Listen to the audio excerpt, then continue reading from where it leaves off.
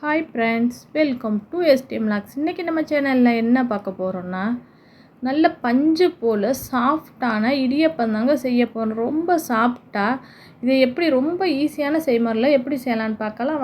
வாங்க வீடியோக்குள்ளே போயிடுவோம். நான் பச்சரிசியில் தான் இந்த இடியப்பம் செஞ்சேன். கல்சர் பொன்னின்னு சொல்லுவோம்ல, அந்த பச்சரிசியை நான் ஒரு 2 கிலோ எடுத்தாச்சு. இதை நல்லா ஒரு 4 டைம் 5 டைம் நல்லா கழுவிக்கணும். கடையில் வாங்குறது தான் இது. நம்ம இதே மாதிரி நம்ம ரேஷனில் போகிற பச்சரிசிலையும் நம்ம செய்யலாம். அது 5-6 டைம் நல்லா கழுவணும். இதே மாதிரி நல்லா கழுவிக்கிட்டு தண்ணி நல்லா வெள்ளேன்னு இருக்கணும். இதே மாதிரி நல்லா கழுவி எடுத்துக்கோங்க. பாருங்கள் எப்படி இருக்குன்னு.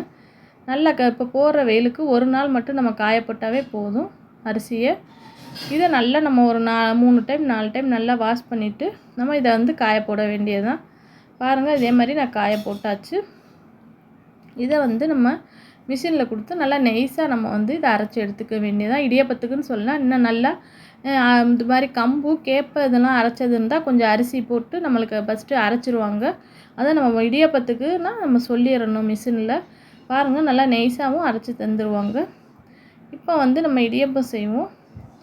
இதை எல்லாமே நம்ம வறுத்து எடுத்துக்கிட்டோம்னா பூச்சி எதுவும் நம்மளுக்கு சின்ன டிப்ஸ் இது.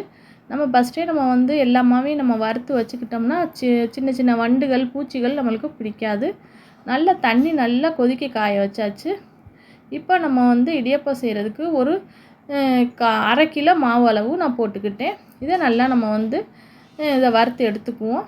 இதை நல்லா வறுத்தா தான் நம்மளுக்கு இடியப்பம் நல்லா ஒரு சூப்பராகவே கிடைக்கும். நம்ம பச்சை மாவோட நம்ம வறுத்து செய்யும்போது நல்லா பொதுன்னு இன்னும் நம்மளுக்கு நல்ல ஒரு சாஃப்ட்னஸ் கிடைக்கும் நம்மளுக்கு இடியப்பத்துக்கு.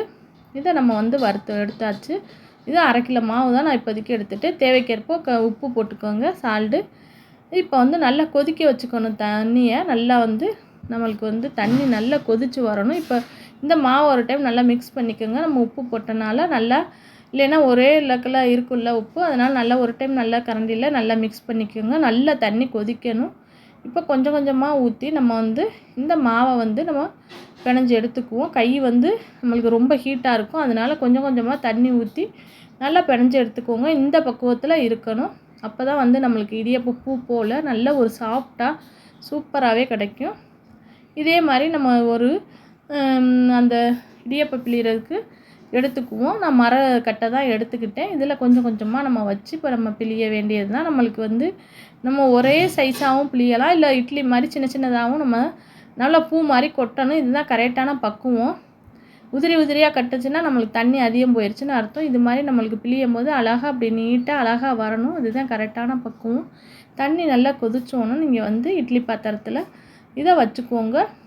இது ஒரு 3 நிமிஷத்துலேயே நம்மளுக்கு ரெடி ஆயிரும். ஏன்னா நம்ம நல்ல ஹீட்டான தண்ணி ஊற்றி நம்ம வேக வைக்கிறனால டக்குன்னு நம்மளுக்கு இடியப்பம் செஞ்சிடலாம். ரொம்ப ஈஸியாகவே செஞ்சிடலாம். நம்ம சின்ன குழந்தையிலேருந்து பெரிய மனுஷன் வரைக்கும் ஈஸியாகவும் செரிமானமும் ஆகும்.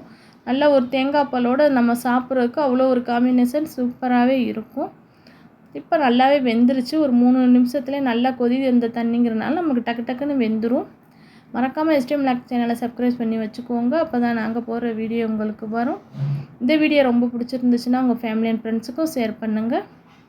இதே மாதிரி நம்ம எல்லா இடியப்பமும் செஞ்சு எடுக்க பாருங்கள். எவ்வளோ சாஃப்டாக எவ்வளோ வெள்ளை கலரில் சூப்பராக வந்திருக்குன்னு. ரொம்ப ஈஸியாக நம்ம டக்குன்னு செஞ்சிடலாம். இந்த இடியப்பம் நம்ம இடியப்ப மாவு நம்ம வீட்டில் அரைச்சி வச்சுன்னா டக்குன்னு நம்ம இடியப்ப மாவில் எண்ணற்ற ஸ்நாக்ஸ் ஐட்டம் நம்ம செய்யலாம். அது மாதிரி சாப்பிட்றதுக்கு சரி இந்த மாதிரி இடியப்பம் பால் கொழுக்கட்டை நிறைய வெரைட்டிஸும் நம்ம செய்யலாம். பச்சரிசி மாவு வீட்டில் இருந்தால் பாருங்கள் எப்படி ஒரு பூ போல் பஞ்சு போல் இருக்கணும் இடியப்பம்.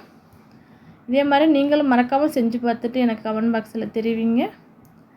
இதுக்கு தேங்காய் பால் தான் நான் வச்சேன். தேங்காய் பால் நல்லா ஒரு நம்ம நல்லா திக்கான பாலை வச்சு நம்ம சாப்பிட்டோம்னா அவ்வளோ ஒரு டேஸ்ட்டாக இருக்கும். இதே மாதிரி சூப்பும் நல்ல காம்பினேஷனாக இருக்கும். ஆட்டுக்கல் பாயாவும் இன்னும் டேஸ்ட்டாக இருக்கும். பாருங்கள் தேங்காய் பாலுக்கும் இடியப்பக்கும் ஒரு சூப்பரான ரெசிபி. இன்றைக்கி நைட்டு எங்களுக்கு இந்த இடியப்பம் தான், அதைத்தான் வீடியோ எடுத்து போட்டிருக்கேன். தேங்க்ஸ் ஃபார் வாட்சிங். Bye friends.